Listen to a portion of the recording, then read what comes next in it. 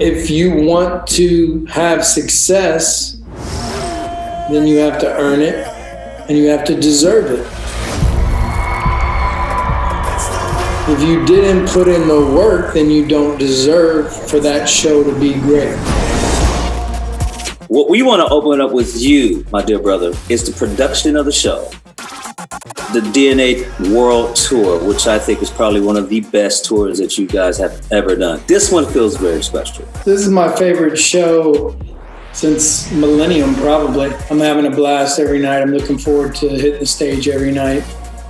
It's a good representation of our legacy and the current footprint of our entire career. What do you think are the key elements that makes a live production come together? You got to sound great, number one. It's about the music. So Amen. The music has to be amazing. The mix has to be amazing. The arrangements. Then bringing everything that we got, positive energy, drama, performance, and then lighting it, making it look interesting. Going from really complex lighting schemes to minimalistic, dramatic, really dope looking silhouettes and drama. And also a new element that is so pertinent in everything that we do on an everyday level is content, video content. There's so many possibilities now to be able to change your environment like that. I think we have every one of those in this show. I think we did a good job maximizing every aspect of that. I mean, Don't Want You Back, oof. Man, that one, every time it gets that song, I'm like, wow. Like, that's the Backstreet Boys. Yeah, I've seen some still photos and video of that. And when we're standing in those beams of light and they're coming down on us, it's just dramatic. It's like a spy movie or something. Very vivid and graphic and makes a statement coming out.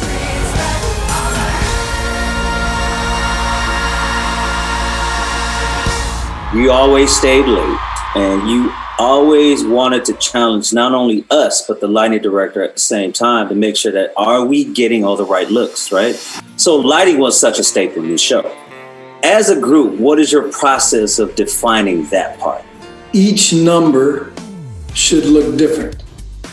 With all those lights and toys that we have up there, there's no reason one song should look like another song.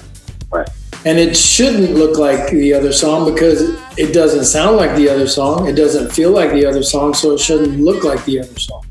Right. So it's the biggest thing, lighting-wise. Number one is, does it look completely different than the last song? Or if it's a medley, does it transition? Do they go together? Right. Do they fit together? Does it take me somewhere else? How does it feel? And then also, like, do we look like gods?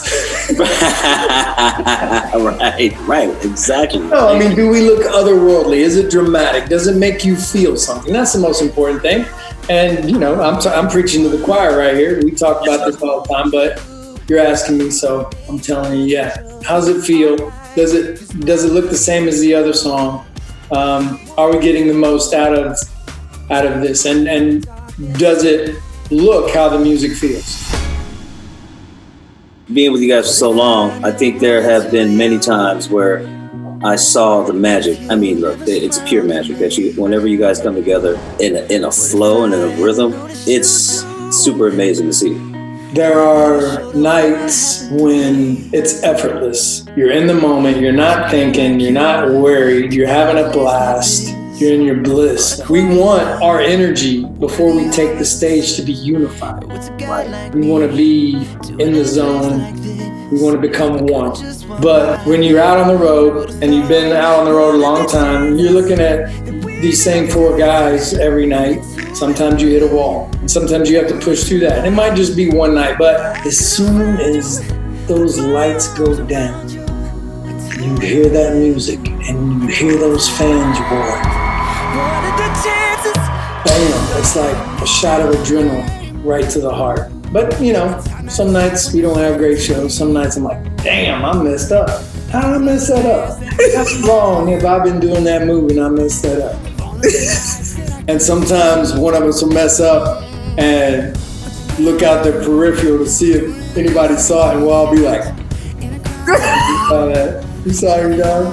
But it's normally those nights that mean a little extra something to you in here, where you find yourself almost like floating. 27 years, 130 million records that y'all have sold. How do y'all balance that?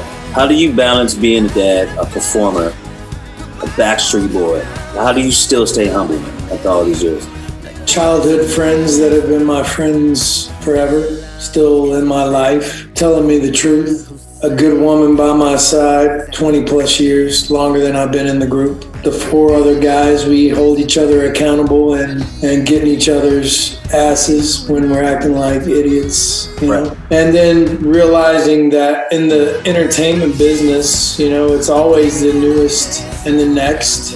There's always somebody younger, stronger, faster. If you're gonna come out and do a tour, you better sound good, look good, and be great. Don't settle.